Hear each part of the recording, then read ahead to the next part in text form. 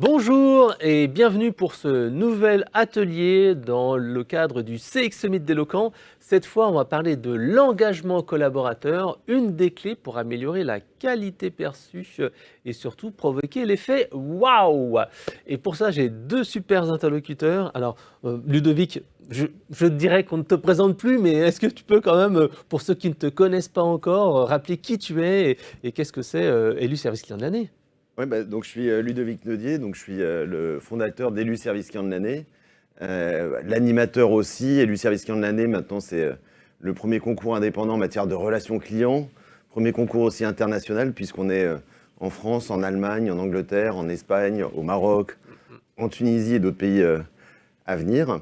Et puis à côté de ça, j'ai d'autres casquettes, par exemple avec Ubicus, on travaille de temps en temps ensemble sur tout ce qui est évaluation de la qualité délivrée, le quality monitoring. D'accord. Et justement, dans quelques secondes, tu vas nous présenter quelques chiffres de l'étude que vous sortez chaque année, qui je trouve est une des études de référence en France pour mesurer justement la qualité perçue et les tendances. Alors, Eric, on va passer plutôt sur l'opérationnel avec toi. Alors, est-ce que tu peux te présenter? Oui, alors moi, je n'ai pas la célébrité de Ludovic, donc effectivement, ça nécessite quelques mots. Donc moi, j'ai la chance d'être en charge du développement de Coriolis Service. Coriolis Service est une société qui a été créée il y a 23 ans maintenant, hein. J'avais accompagné son développement à l'époque, plutôt sur des postes opérationnels. C'est une société d'environ 2000 collaborateurs, on fait à peu près 80 millions d'euros de chiffre d'affaires. Notre métier, c'est donc de gérer de la relation client pour le compte de tiers, avec une particularité à date, c'est qu'on réalise à peu près 90% de notre chiffre d'affaires en France. Voilà. Et puis une actualité qui sera développée dans les semaines à venir, puisqu'on va intégrer un acteur aussi qui est très important, qui est Intelsia. Et on devrait, à terme, en tout cas, dans les semaines qui viennent, être dans le top 3, en tout cas, sur le marché français. Donc voilà, une activité riche pour Coriolis. Oui, c'est super intéressant parce que vous montrerez justement l'aspect pratique et concret du management des gens et justement comment améliorer la qualité perçue et développer l'engagement. Tout à fait, on va essayer. Alors, on va prendre un petit peu de hauteur pour l'instant. Et donc, justement, cette fameuse étude élu service client de l'année, qu'est-ce qu'elle nous a apporté cette année? Quels sont les changements, les chiffres, les indicateurs clés qu'il faut prendre en compte? Alors peut-être déjà ce qu'on peut se dire sur l'étude, c'est finalement certainement l'étude qui a le plus d'antériorité en matière de relations clients en France, parce que c'est une étude qu'on suit maintenant depuis 14 ans, cet observatoire, avec BVA. Depuis 4 ans, on l'a étendu à l'international, en tout cas à l'Europe. Et donc c'est important, je pense, de voir les tendances qui se dégagent, parce que sur nos métiers, il y a des choses qui peuvent évoluer très vite, mais il y a aussi des choses qui sont des tendances et qui évoluent petit à petit. Alors, la première des choses, je pense que si on est tous là ici et s'il y a autant de personnes connectées, c'est tout simplement parce que pour 91% des Français, la qualité de la relation client, elle influence leurs décisions d'achat ou de réachat. Donc en gros, c'est une source de valeur, c'est créateur de valeur.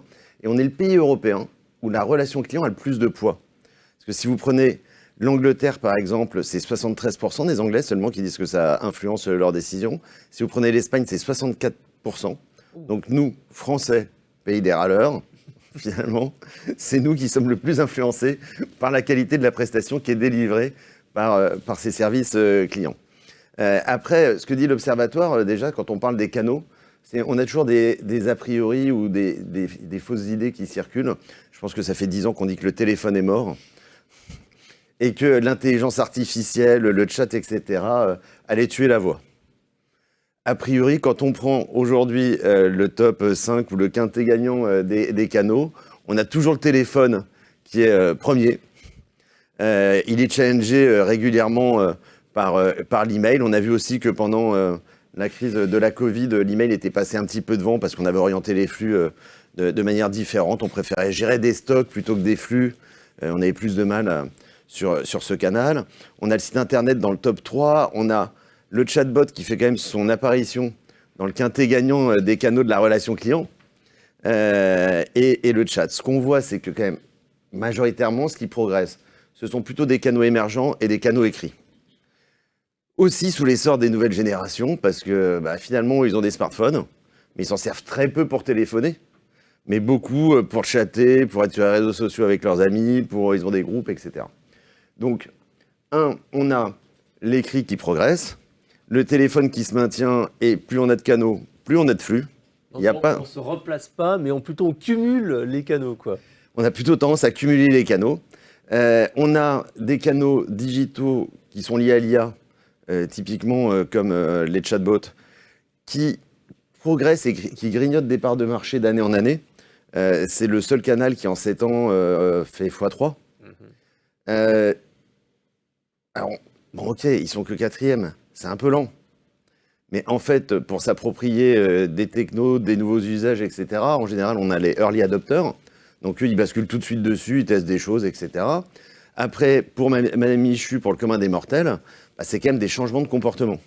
Et donc, on sait très bien que les changements de comportement, ça se fait petit à petit. Et puis, pour encourager ces changements de comportement, il y a aussi la création de valeur. Parce que ce qu'on voit quand même, c'est que l'appropriation de plus en plus importante des chatbots, en fait, c'est dû en partie au fait que la qualité de ces outils a progressé.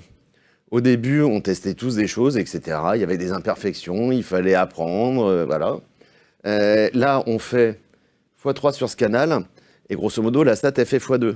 Donc en fait, c'est assez corrélé avec je délivre un service de plus en plus efficient, de plus en plus efficace, avec j'ai un usage qui progresse de plus en plus. L'autre chose qu'on peut se dire, c'est que la relation client, c'est dans notre quotidien, on a quasiment 80% des Français qui ont contacté un service client. Donc ça veut dire que la majorité de la population française, et c'est pareil chez les Européens, contacte un service client. Après, les Français, on n'est pas si omnicanaux que ça. C'est bizarre, on est les moins omnicanaux des Européens. Alors, on utilise quand même 3,7 canaux différents pour contacter un service client sur l'année, ok. Mais si on prend l'Italie, on est à 4,2. Si on prend l'Allemagne ou l'Espagne, on est à... Non, Italie 4,4, Allemagne ou Espagne 4,2. Mais donc, finalement, on est un peu moins touche à tout dans les canaux que nos petits copains européens. Et nous, c'est quoi? C'est le téléphone, l'email et puis un canal en plus? Ou c'est quoi plutôt la tendance des Français? Qu'est-ce qu'ils préfèrent? La tendance des Français, c'est déjà le téléphone. Et c'est même souvent quand je fais des canaux où je n'ai pas un contact avec une personne physique, pour être assuré, je veux avoir une personne physique. Donc on a quand même encore ce phénomène-là. On a aussi des Français, et ça nous laisse de belles perspectives, qui disent qu'ils vont de plus en plus contacter les services clients, en particulier pour se rendre sur les points de vente. Et donc on voit que 2 canaux qui étaient avant concurrents, d'ailleurs on avait des offres différentes entre le point de vente et le à distance, sont en train finalement au fur et à mesure de se rapprocher et d'être complémentaires.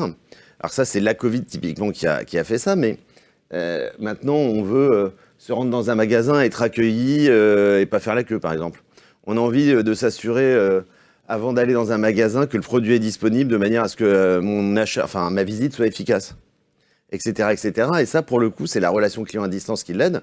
Alors ça peut être par des outils automatisés, des chatbots, etc., des partages de stocks. Avant aussi, on avait des stocks pour le à distance et des stocks pour le physique. On ne savait pas ce qui se passait. De plus en plus, ça merge. Ça nous fait dire aussi que potentiellement, demain, nos métiers vont aussi évoluer.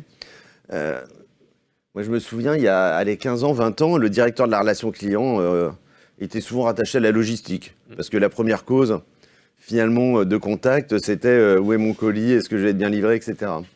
Il y a une autre époque, on l'a rapproché en certains cas au marketing. Moi, j'ai l'impression que demain, le patron de l'expérience client, en fait, ce sera l'expérience client au global de l'entreprise, et pas le directeur de la relation client à distance, le directeur des canaux de distribution. Et d'ailleurs, on le voit, dans les cérémonies de vente, pendant très longtemps, les entreprises ont investi beaucoup en cérémonies de vente dans les magasins. Comment j'accueille, comment je présente le produit. Dans la relation client à distance, on parlait de script. On disait il faut suivre un script. Enfin, c'était pas valorisé. C'était plutôt la chose contraignante. Et là, on voit qu'on est en train de plus en plus, dans le à distance, d'intégrer des espèces de cérémonies de vente qui sont plutôt au bénéfice du client qu'au simple bénéfice de la marque, de l'organisation, etc. Et donc, on fait de moins en moins subir les process, finalement, aux clients qui vous contactent, au profit, justement, d'un dialogue et d'un échange. Donc, on a quand même pas mal de sujets assez sympathiques et qui sont plutôt créateurs de valeur sur le feu. Il y a aussi une chose qui se passe, c'est que les Français, mais c'est vrai aussi pour les Européens, ils sont peut-être un peu moins exigeants qu'avant sur nos délais de réponse. En tout cas, les délais de réponse se sont stabilisés d'un point de vue de leurs attentes. Pendant ces 10 dernières années, Sur l'email, tous les ans, il fallait gratter 1 heure, 2 heures, 3 heures, parce qu'ils voulaient que ça aille de plus en plus vite.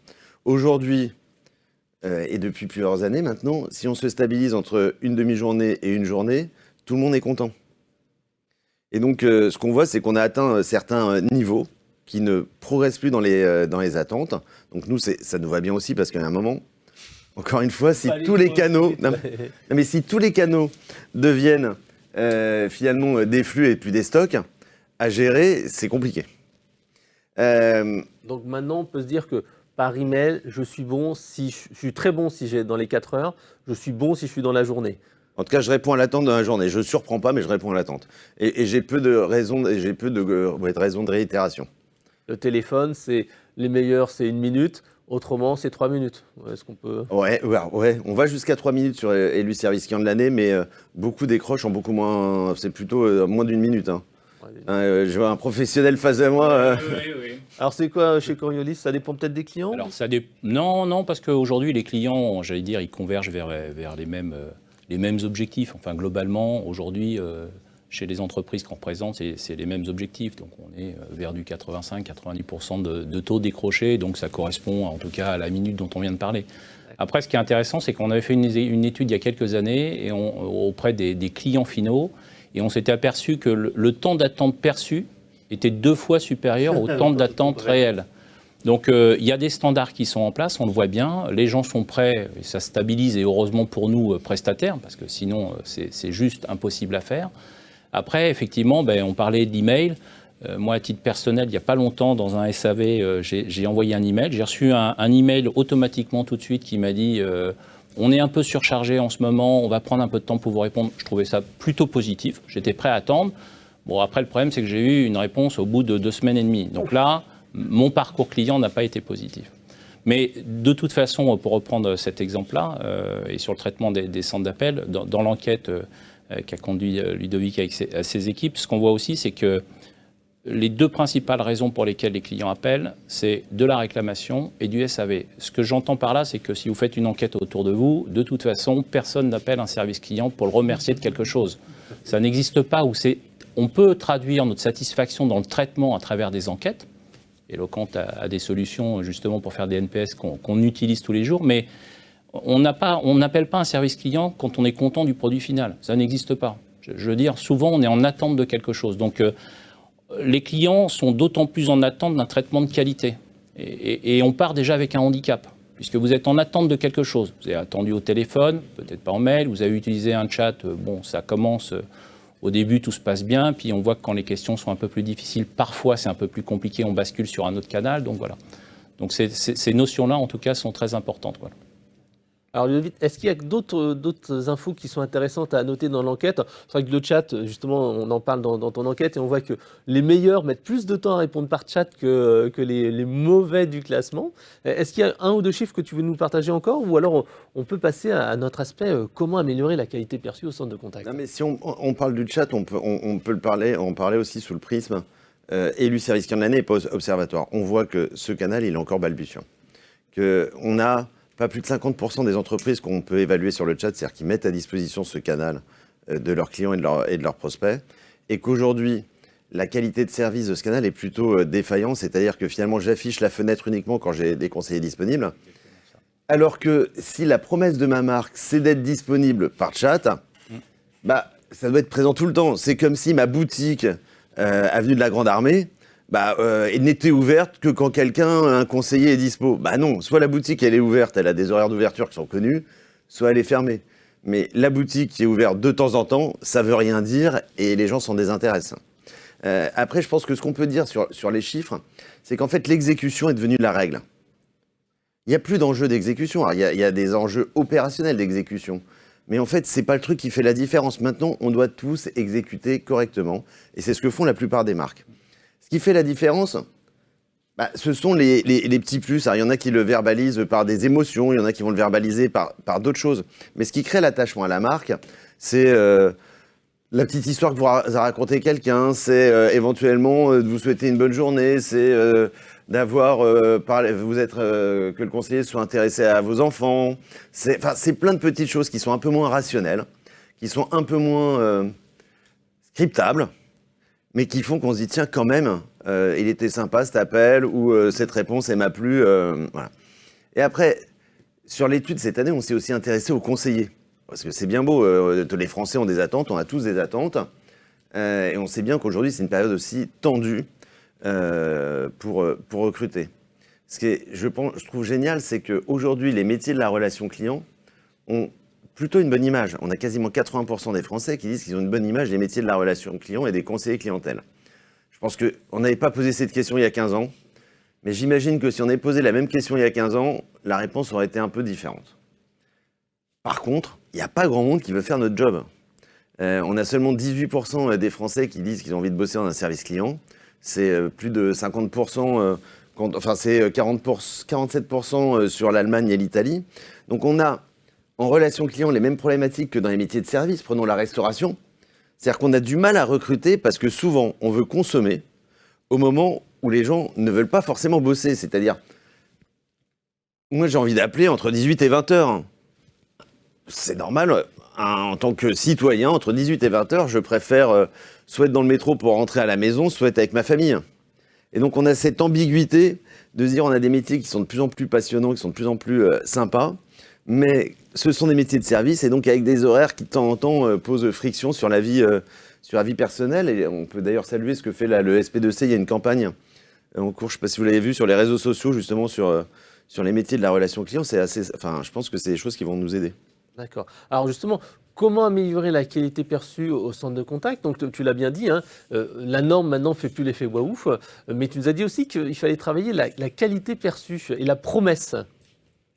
Ouais, alors déjà, qu'est-ce que c'est que la qualité perçue? C'est quelque chose finalement d'assez irrationnel, que je demande à un client s'il aime mon entreprise, s'il en est satisfait, etc.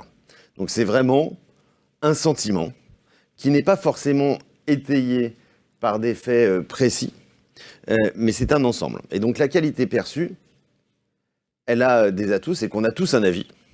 Elle a des inconvénients, c'est que potentiellement, elle peut être polluée par des événements connexes ou annexes.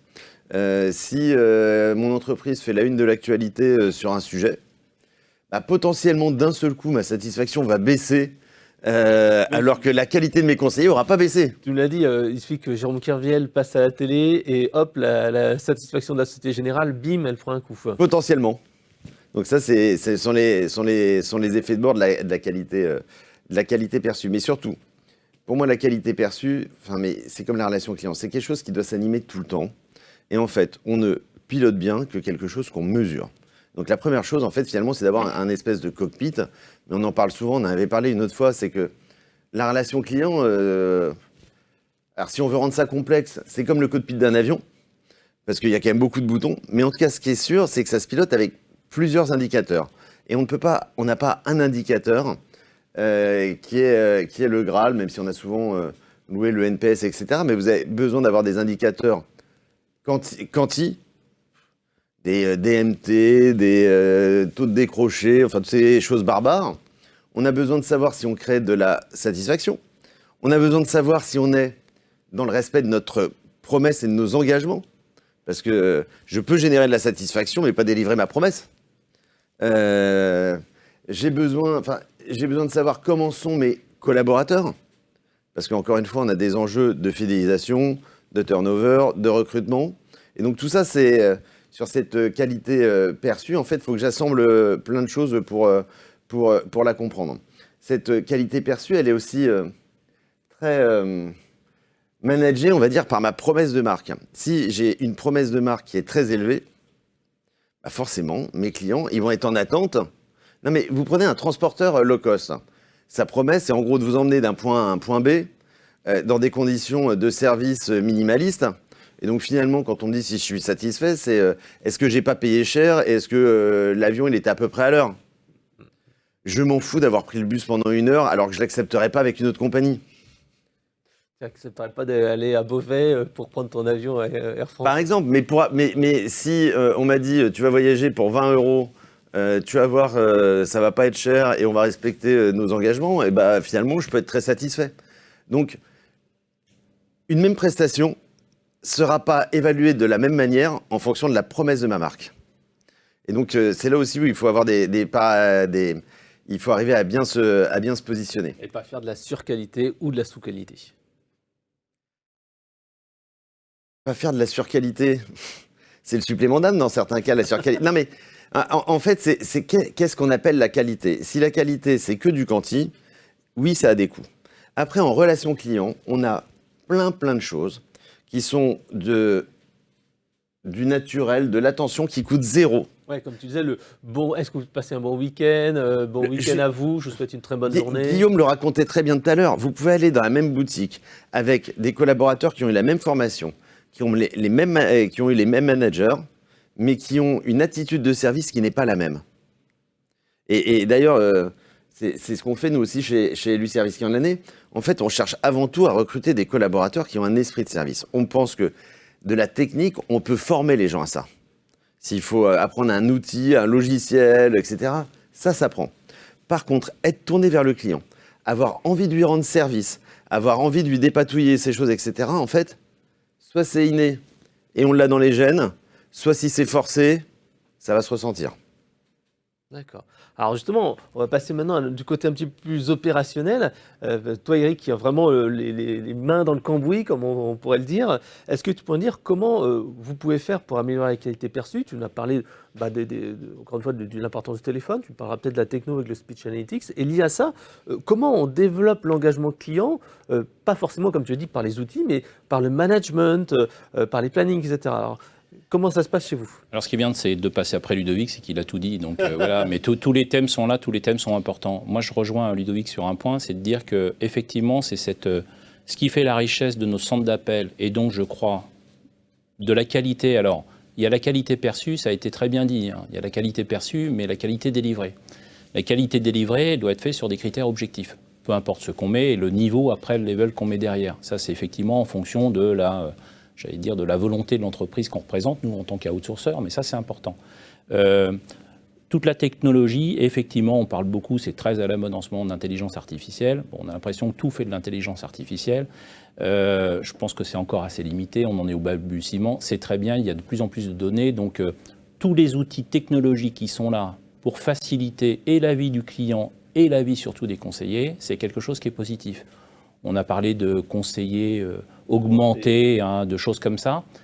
Moi, je rejoins cette partie-là sur le fait qu'aujourd'hui, ce qui fait la richesse, mais je pense qu'on partage tous la même chose, de nos centres d'appel et donc de la qualité délivrée ou la qualité perçue, c'est l'engagement de nos collaborateurs, quel que soit le niveau, conseiller, manager, formateur, tous les niveaux. Et c'est vraiment cet engagement. Donc, qu'est-ce qu'il faut faire pour qu'effectivement, on ait cet engagement? D'abord, il y a tout ce que l'entreprise outsourceur, donc Coriolis, déploie au quotidien, ou d'autres sociétés. Ça va être l'accompagnement de vos collaborateurs. Ça va être de mettre les collaborateurs dans une situation où, on l'a vu tout à l'heure, le client final, il est en attente d'un certain nombre de choses. Quand il appelle, il est en attente. Ce n'est pas forcément agressif, mais il est en attente de quelque chose. Il est en attente d'une réponse. Exactement. Et au final, il veut être convaincu quand il raccroche. Il doit être convaincu, et ça doit être effectif, qu'il a eu la bonne réponse. Et qu'on a bien personnalisé, c'est-à-dire qu'on s'adresse à lui. Le bonjour, enfin une information qui est passée dans le fil de la conversation, elle doit être reprise par ce conseiller. C'est ça qui fait sa force. Après, il a tout un tas d'outils technologiques, et je les admire parce qu'il y a toujours 50 bases informatiques derrière, la base de connaissances, etc. Le métier de l'entreprise, en tout cas, nous, c'est de les accompagner pour s'en servir au mieux et de les concentrer sur du temps utile. Moi, alors on a parlé d'intelligence artificielle, je trouve qu'il y a des technos, en tout cas, qui sont en train de sortir sur la reconnaissance vocale, on en parle depuis très longtemps, qui peuvent avoir, alors moi je vois 2 applications qui sont très bonnes. Toute la phase d'identification, il n'y a rien de plus insupportable quand on téléphone de se représenter à chaque fois, je m'appelle Monsieur Guillotot, j'habite à telle adresse, etc., mon code postal. Il commence à y avoir des technos de reco vocale qui permettent l'analyse dans les premières secondes. Alors ça nécessite de l'apprentissage, c'est pas encore au point, mais qui permettent en fait de commencer la relation client, enfin la relation avec le client directement sur sa problématique, sa demande. Et ça, c'est génial. Et puis après, quand on parle de qualité, on parle de mesure. La mesure, ça prend énormément de temps. Il suffit de voir le temps pour faire les enquêtes et il faudrait faire ça toute l'année sur plein de domaines. Sur les centres d'appel, on a parlé effectivement de téléphone. C'est quand même le canal qui est le plus usité, donc on fait beaucoup de double écoute. On ne réinvente pas les choses, voilà. Faire de la double écoute, ça prend beaucoup de temps. Analyser des verbatims, ça prend beaucoup de temps. Il faudrait presque autant de temps dans les cellules qualité, que j'exagère, que sur la partie production. Et pareil, il y a des outils aujourd'hui d'analyse, en tout cas de la voix, de la parole, qui permettent et qui ont vraiment une valeur ajoutée, en tout cas, sur cette mesure de la qualité et les pistes d'amélioration par rapport à ça. Voilà. Donc moi, sur cette qualité, il y a à la fois, cette partie technologique, avec ses fondamentaux. On a parlé des délais de traitement derrière, on a parlé de tous ces canaux de communication. Il faut que le client ait le choix dans le canal de communication pour contacter son service client. Mais au final, ce qui fait la différence, je pense, et on le voit dans les enquêtes qui sont faites, c'est vraiment l'engagement du collaborateur. Et le collaborateur, une société comme Coriolis, en fait, on ne cite jamais son nom. C'est-à-dire que nous n'apparaissons pas dans le traitement des interactions avec les clients. Ils travaillent pour la marque qu'on représente, avec les valeurs de cette marque-là et la valeur de l'entreprise pour laquelle ils travaillent. Et ça, c'est vraiment important. Donc, tout le travail qu'on a, c'est effectivement sur cet engagement collaborateur, quoi. Il faut qu'on lui donne l'envie de travailler. Exactement. Et là, justement, il faut lui donner les bonnes conditions. On a parlé des outils, mais également les conditions d'organisation. Et par exemple, tu nous disais quelque chose qui est tout bête, et c'est vrai que nous, on le voit régulièrement chez nos clients, les plannings. Les plannings, ça peut être, on peut dire quelque chose de simple, mais pourtant, les plannings, c'est clé. Oui, mais c'est clé parce que ça a été dit juste avant. C'est-à-dire qu'en tant que client, on veut être servi rapidement, efficacement, à n'importe quelle heure. C'est pareil dans le physique. Idéalement, vous êtes content parfois d'aller dans certains magasins d'ablement le dimanche parce que le magasin est ouvert et c'est plus simple. Mais en tant que collaborateur qui vit au quotidien cette relation client, qui travaille dessus, lui, il a envie aussi d'avoir une vie de famille. Et on est en train d'évoluer vers des modèles. Là, je fais mon vieux de la relation client. Il y a 20 ans, quand vous aviez une annonce pour recruter dans la relation client, certes, c'était difficile, mais on lançait une annonce, on avait 30 CV, il y avait 25 candidats qui se présentaient, et on en embauchait peut-être 18 derrière. Aujourd'hui, c'est plus pareil. Vous n'avez plus les 30, vous en avez beaucoup moins. Il y en a encore moins qui se présentent, et vous en recrutez peu derrière. Pourquoi ? Parce que aujourd'hui, les règles ont changé. C'est un peu le collaborateur qui fixe ces règles derrière. Et donc, cet équilibre entre la vie privée et la vie professionnelle, elle est vraiment au cœur aujourd'hui de notre problématique. On a dans notre profession, mais ce n'est pas la seule, des grosses difficultés. Il y a des difficultés à recruter, donc ça nécessite aussi pour l'entreprise de se réinventer et d'aller chercher d'autres moyens d'action. Toute la partie planification, aujourd'hui, cette vie privée, ça veut dire quoi ? Chez nous, par exemple, vous avez des sortes de bourses d'échange, ce n'est pas des sortes, des bourses d'échange de planning, et c'est un indicateur social. Dans notre pilotage du RSE, le taux de validation de ces échanges de planning, c'est un taux. Aujourd'hui, on doit être à 95%. Parce que de toute façon, si vous ne le faites pas, le collaborateur, soit il quittera l'entreprise, soit vos taux d'absentéisme vont augmenter. Donc, il faut prendre en place cette contrainte-là. Voilà. Donc, toute la partie planification et prise en compte des problématiques. Et ça, c'est des choses aujourd'hui qu'on explique beaucoup plus facilement à nos clients finaux, nos donneurs d'ordre. C'est des choses avant, on n'osait pas. On n'osait pas le dire, c'était nos problèmes internes. La réalité aujourd'hui, c'est que si nos donneurs d'ordre veulent avoir une relation de qualité, il faut prendre en compte ces problématiques. Ça veut dire plus de visibilité sur la planification du donneur d'ordre, qu'on puisse nous l'implémenter effectivement en interne. Il se passera toujours des événements qu'on ne maîtrise pas. Ça arrive tous les jours. La crise de l'énergie là, qui arrive bouleverse tous les modèles. On bosse pas mal dans le domaine de l'énergie. Ça bouscule beaucoup de choses. Mais voilà, donc la planification, la vie du collaborateur, c'est quelque chose qui est effectivement très important. Ah, mais ça, je trouve aussi intéressant, puisqu'en fait, chez Coriolis, donc il y a les plannings classiques, oui. Et vous avez rajouté cette bourse au planning. Exactement. Pour en fait donner de la souplesse. Alors comment ça se passe ?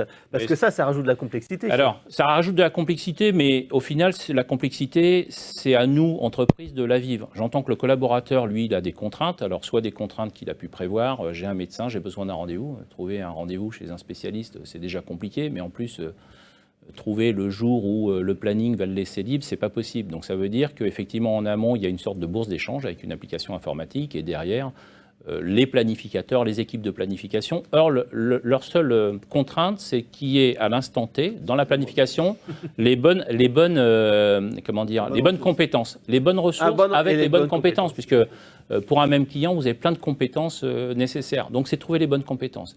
Et puis après, c'est des choses qu'on croise même après dans la planification avec le covoiturage. C'est aussi un point maintenant, le covoiturage est une partie intégrante de nos outils de planification. C'est nouveau. Il y a quelques années, ça n'existait pas, ou en tout cas, on ne le prenait pas en compte. Maintenant, c'est quelque chose qui est de plus en plus systématisé. Ça, bien sûr, c'est vendeur pour les conseillers qui arrivent, plus d'engagement parce qu'ils peuvent se dire, non, mais si j'ai un problème, ok, je peux me débrouiller, je fais la bourse d'emploi. Et tu m'as dit 95% de validation. Oui, à peu près, oui. Et ça, c'est lié à aussi l'autre évolution qu'on a connue j'avance sur un autre point qui est toute la partie télétravail. C'est-à-dire que la révolution du Covid a mis en place, dans des entreprises qui pensaient que ça n'était pas possible, mais on a bien été obligé de le faire. Et je le reconnais, nous les premiers. Ce n'était pas des mots qu'on prononçait, télétravail, on ne l'envisageait pas, on se disait mais c'est pas possible, etc. Le Covid a fait en sorte, et moi je trouve que c'est un bénéfice, en tout cas, a rendu obligatoire des organisations en télétravail. On est avec des populations, effectivement, qui sont assez jeunes. Ça ne veut pas dire qu'il n'y a pas d'ancienneté. Il y a des gens qui sont là depuis plus de 10 ans, en tout cas, sur nos centres d'appel. Mais en tout cas, aujourd'hui, vous avez des problématiques de transport, vous avez des problématiques de coût de la vie. Donc ça veut dire que souvent, les jeunes viennent, ça dépend de comment est desservi le centre, mais même quand il est desservi avec les transports en commun, il y en a plein qui viennent en voiture, donc des coûts d'essence, etc. Le télétravail, c'est une vraie révolution. Et dans cette adéquation, vie privée et vie en entreprise. Ça permet aux collaborateurs, alors il y a plein de garde-fous qu'il faut mettre en place derrière, d'avoir justement, déjà il n'y a plus 2 heures de transport ou il n'y a plus 1 heure de transport par jour. Et effectivement, c'est satisfaisant. Le conseiller va être moins fatigué, ça va lui coûter moins cher. Et donc, il sera dans une posture, en tout cas relationnelle par rapport à ses clients finaux, qui sera positive. Voilà.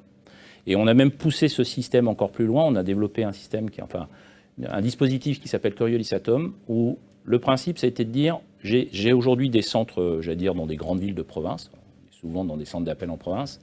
C'était de dire, autour de ces grandes villes gravitent, il y a des plus petites villes, encore plus la province, et c'est pas péjoratif ce que je dis, mais des plus petites villes où il y a beaucoup de personnes qui n'ont pas de travail, mais pour lequel le déplacement d'1 heure pour aller là pour le coup dans la ville, c'est pas possible. C'est pas possible, et donc parce que c'est trop cher, etc. Donc là, ce qu'on a fait, c'est qu'on a monté des dispositifs où on loue une salle, on recrute les gens, on forme les gens, on les monte en compétences pendant 3 mois, et ensuite, ils sont en télétravail dans la ville où ils habitent. Et dans la qualité, puisque c'est un peu le sujet derrière, mais ça veut dire que les gens, c'est assez drôle d'ailleurs quand on écoute les verbatim et les remontées, un peu le rapport d'étonnement qu'il y a au bout d'un certain temps, c'est que les gens nous disent merci, ils disent il n'y avait pas de boulot dans ma ville, vous venez chez nous, je reste chez moi. Ils bossent 4 jours par semaine, effectivement, là où ils vivent, et 1 journée par semaine, ils viennent sur le centre, toujours en favorisant le covoiturage, ce qui veut dire pour les remises à niveau, il faut qu'il y ait du lien social aussi avec l'entreprise et avec la marque.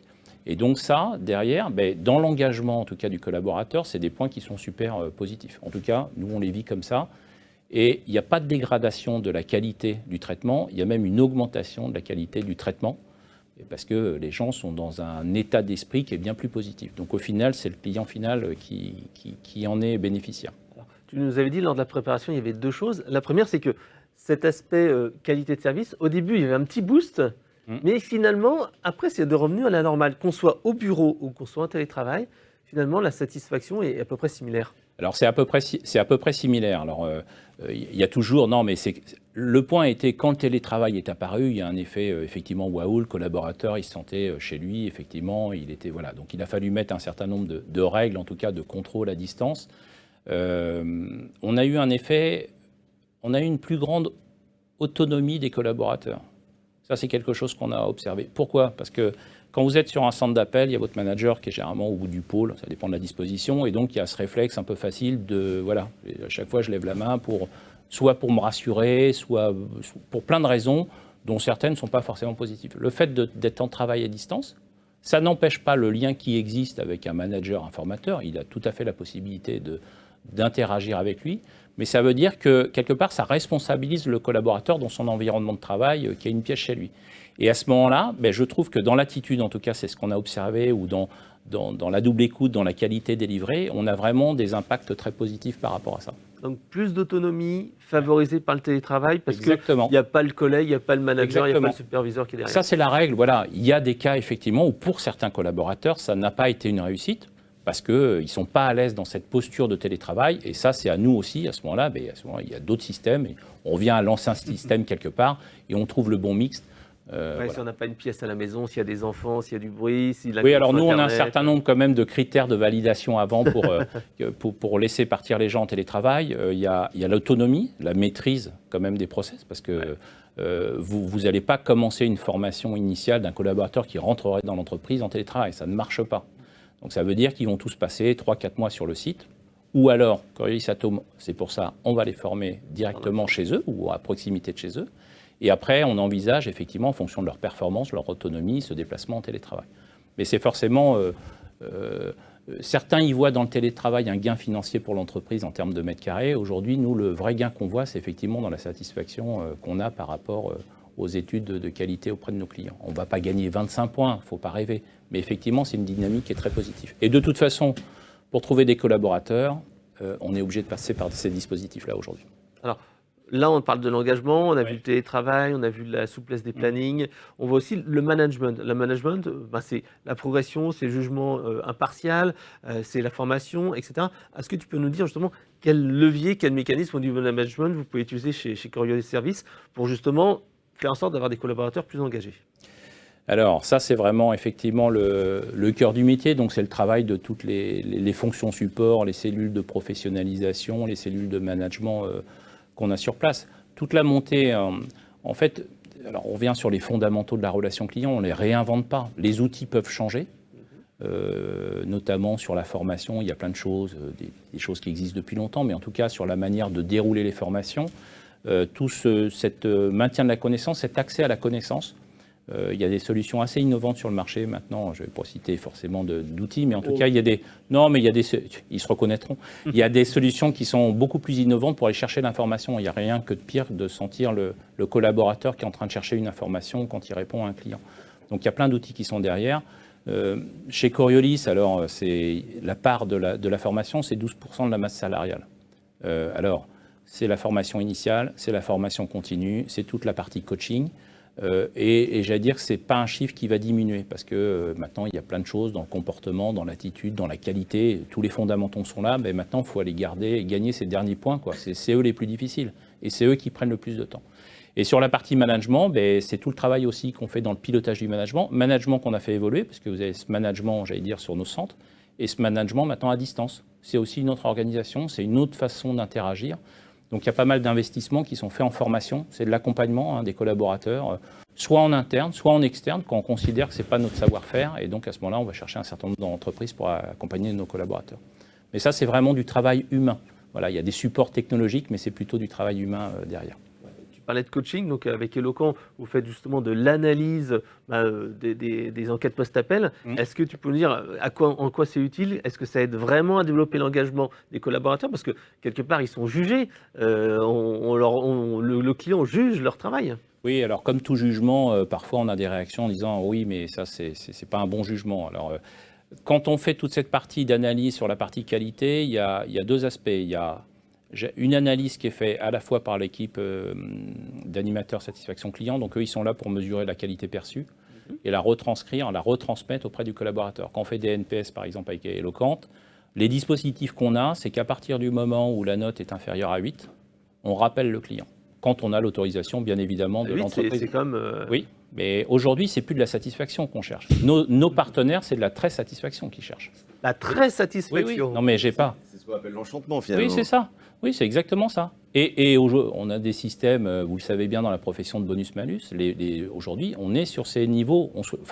Regardez tous les NPS. Aujourd'hui, c'est 8, la note minimale derrière. Donc ça veut dire que dans la grande majorité des cas, on fait rappeler le collaborateur, qui peut être accompagné par un manager, le collaborateur, qui va rappeler le client pour essayer de comprendre effectivement pourquoi il n'a pas répondu à l'attente du client. Alors on ne le fait pas dans 100% des cas, c'est pas possible, mais effectivement, dans des phases de montée en compétences, par exemple sur des nouveaux collaborateurs, puisque c'est vraiment le démarrage de leur expérience, en tout cas chez Coriolis, c'est des moments qui sont clés en tout cas pour les fidéliser et justement retrouver cet enchantement du collaborateur, ou en tout cas cette adhésion du collaborateur à l'entreprise.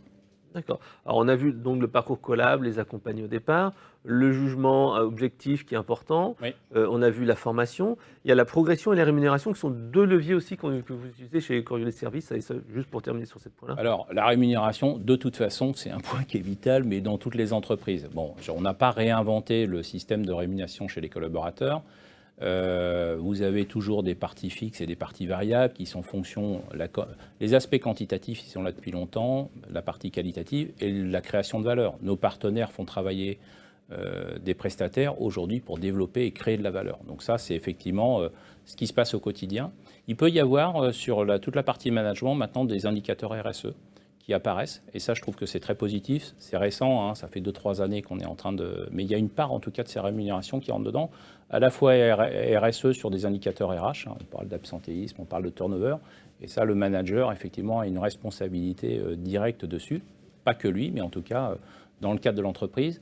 Donc cette partie rémunération est importante. Alors là, on est en ce moment dans une zone plus compliquée, puisque, on l'a vu, l'inflation est très forte, ce qui fait que le SMIC augmente au 1, ça a des impacts sur les salaires. Et puis, nous, on est prestataires. Donc, mon rôle, en tout cas, moi, au quotidien, c'est d'aller voir mes clients pour essayer de répercuter, puisque sinon, on perd des marges de manœuvre derrière, effectivement, au quotidien. Et c'est important, en tout cas. Et en plus, on a une couche sur l'énergie en ce moment qui devient assez compliquée. On a fait, pour l'anecdote, on a fait une petite analyse. Hein, les futurs contrats d'énergie qui nous sont proposés sur certains centres d'appel font que au mètre carré, l'énergie coûtera plus cher que le loyer chargé. Donc on arrive dans des problématiques économiques aussi qu'il va falloir résoudre dans les mois à venir. Merci Eric pour ces préoccupations et surtout ces indicateurs vraiment très opérationnels. Ludovic, si on revient peut-être un peu plus en hauteur, toi tu nous as dit pour l'engagement des collaborateurs, il faut un peu remettre le service client en lumière. C'est un peu le rôle des services clients d'année, quoi. Oui, mais alors, juste peut-être pour compléter ce qu'a dit Eric il y a quelques minutes, il a parlé de personnalisation. Nous, je suis convaincu qu'il faut personnaliser pour le client, mais il faut personnaliser pour le collaborateur.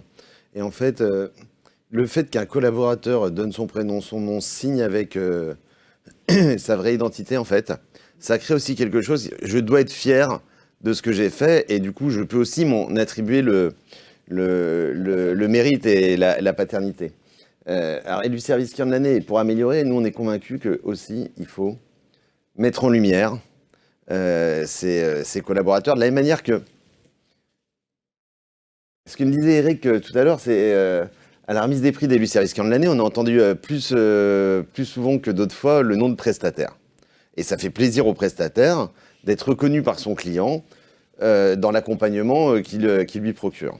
Nos collaborateurs, c'est la même chose. C'est-à-dire que quand on les met en lumière, quand on passe les voir pour leur dire alors t'en es où, comment je peux t'aider, ou bravo pour ce que tu as fait, bah, évidemment qu'ils sont contents et évidemment qu'ils ont envie de faire encore mieux. Bah oui, c'est la félicitation, c'est le positif. Quand on te caresse dans le sens du poil, on se dit ouais, merci, j'en voudrais encore. Oui, mais c'est pas forcément caresser. Hein. En fait, dire merci, dire merci, être reconnu, être considéré comme une personne, un individu pour ce qu'on amène dans l'entreprise, c'est quelque chose, ça coûte zéro, hein, franchement. Dire merci, ouais. C'est des trucs tout bêtes, hein, mais même, vous avez des entreprises où les patrons, ils vont passer directement dans leur bureau, alors qu'il y a d'autres qui vont passer sur les plateaux, dire bonjour ou saluer chacun. Et ça change tout, ça coûte zéro. C'est de l'état d'esprit. Et élu service client de l'année, alors ça y participe parce que, mais c'est indirect, c'est-à-dire que c'est effectivement, les entreprises ont décidé de mettre en avant leurs collaborateurs. Et nous, on a décidé de faire une méthodologie où on va, entre guillemets, affronter tous les participants en leur donnant leurs résultats, en leur expliquant critère par critère ce qu'on a aimé, de manière factuelle, parce qu'on est bien sur de la qualité délivrée, ce que vous racontiez tout à l'heure, donc ce qu'on a aimé et là où on pense qu'ils peuvent s'améliorer. Et on le fait avec tout le monde, souvent avec des collaborateurs, donc on s'expose aussi à la critique, mais on est capable de démontrer en fait ce qu'on dit. Et en fait, souvent, l'entreprise, elle est quand même tournée sur ses process et sur son efficacité opérationnelle, alors que le client, lui, il est plutôt tourné sur son expérience client.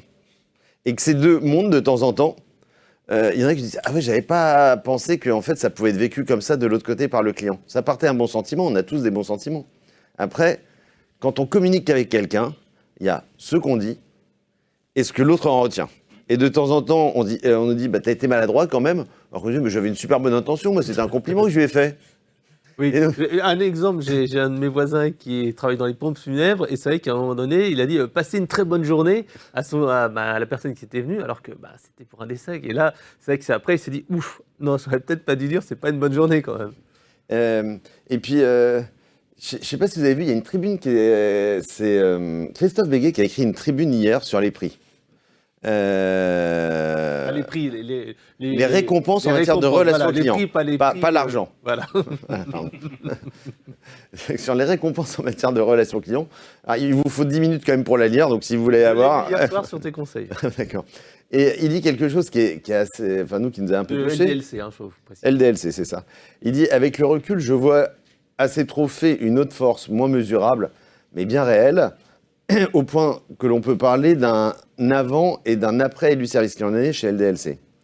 En fait, élu service client de l'année, c'est un prix qui implique les collaborateurs. Et quand on donne du sens au métier du collaborateur, ça coûte 0. Mais à partir du moment où il connaît sa position dans la création de valeur de l'entreprise, où il est reconnu en tant que personne pour ce qu'il est, etc., et bien en fait, ça change la donne. Et donc, encore une fois, c'est cette posture. Et pareil, il y a 15 ans, on disait la relation client, ils sont tous à la cave, c'est un centre de coût. Je pense qu'en 15 ans, vous avez vu le chemin qu'on a fait? Alors évidemment, il y a eu des investissements, mais il y a eu aussi et surtout un changement de posture versus ses collaborateurs, ses métiers, et on les a valorisés, et derrière, ça marche, quoi. Ouais, donc c'est aussi être transparent, c'est ce que tu nous disais, et être orienté client toute l'année. Comment on fait ça? Donc l'événement avec élu service client qui permet de motiver, mais être transparent et orienté client. La transparence, c'est ce qu'expliquait Eric. C'est-à-dire qu'on mesure quand même tout, et on mesure beaucoup de choses.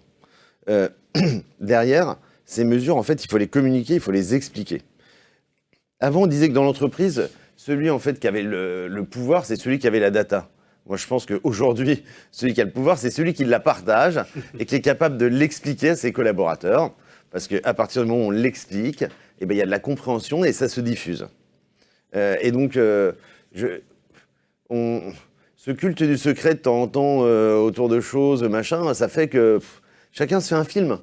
Alors qu'en fait, si on veut tous bien faire notre boulot, donc autant partager les données, les expliquer. Et puis derrière, ça permet aussi de prendre les bonnes décisions parce que souvent, franchement, les propositions d'amélioration, elles sont souvent beaucoup plus efficaces venant d'un collaborateur qui est tous les jours sur le terrain avec ses clients que sorti de nos grands cerveaux avec des méthodes de raisonnement et des brainstorming. Souvent, en 5 minutes, Imagine comment ça se passe sur le terrain.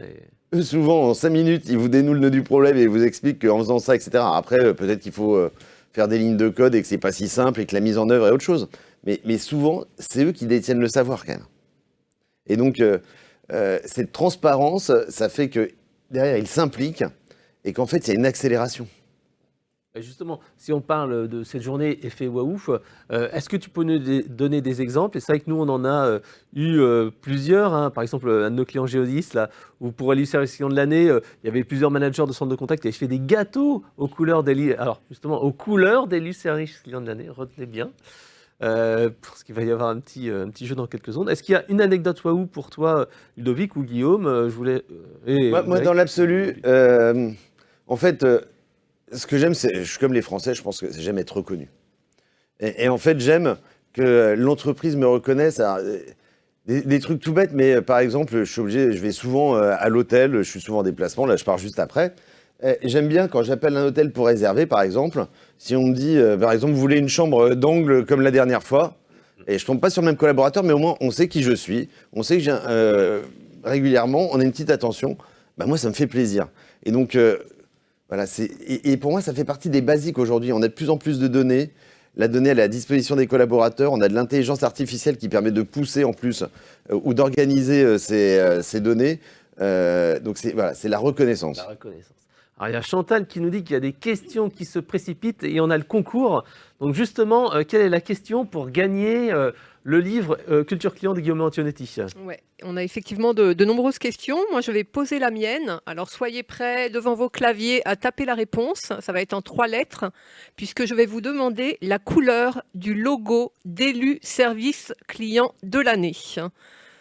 Donc, les couleurs du logo d'élu service client de l'année. Tu veux donner un indice, Ludovic? Pardon. Et je vais en profiter pour poser les questions qui sont arrivées. il y a Jean-Christophe qui a réagi sur la bourse d'échange.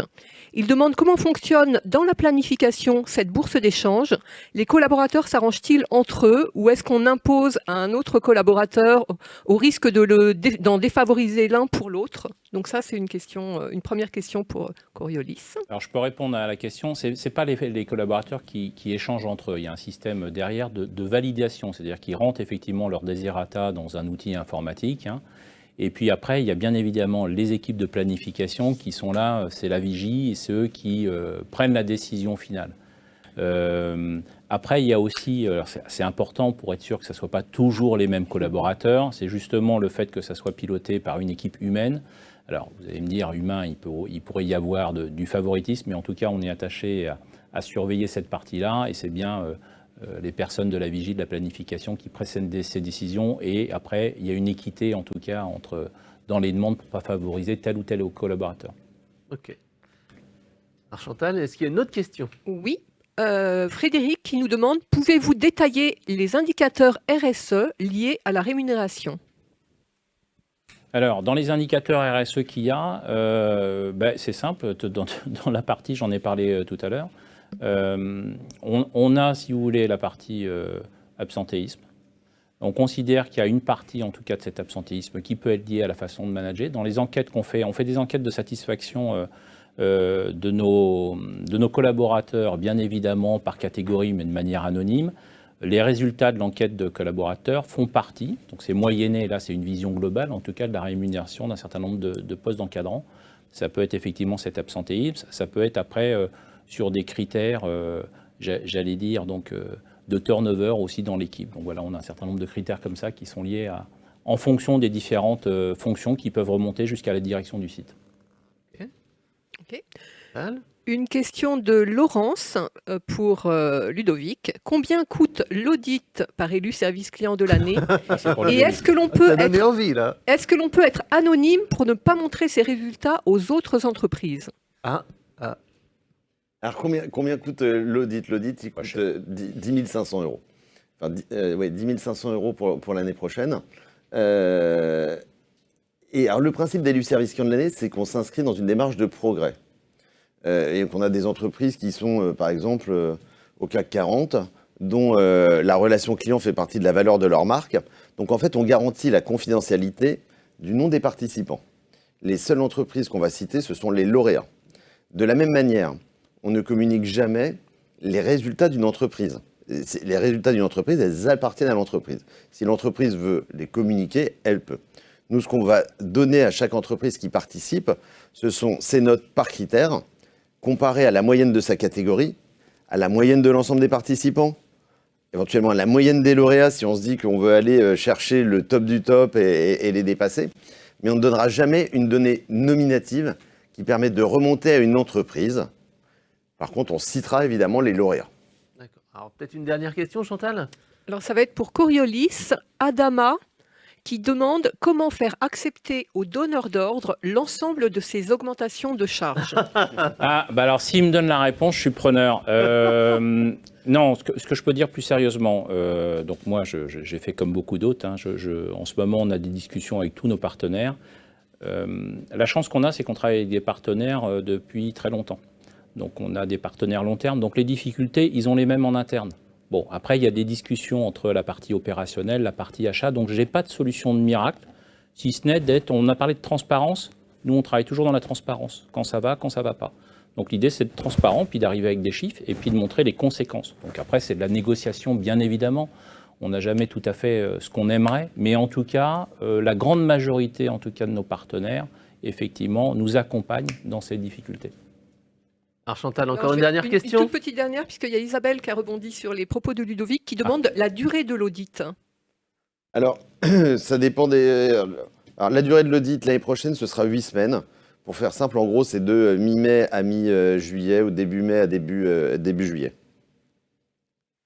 Bon, merci. allez, alors, je vais donner le nom de la gagnante, parce qu'on n'aura pas le temps. Donc, c'est Myriam Gaudois. Donc, je note que les femmes, par ordre d'arrivée, sont quand même plus réactives. Je dis ça, je dis rien. Donc, messieurs, pour les prochaines séances, s'il vous plaît, on active. Ok, merci à tous. Donc on a gagné ce livre et donc merci à nos 2 speakers intervenants pour cette intervention de qualité. Et on se retrouve dans 5 minutes pour un nouvel atelier où on parlera de fidéliser et de séduire, du recueil à la valorisation des feedbacks clients. Alors à tout de suite.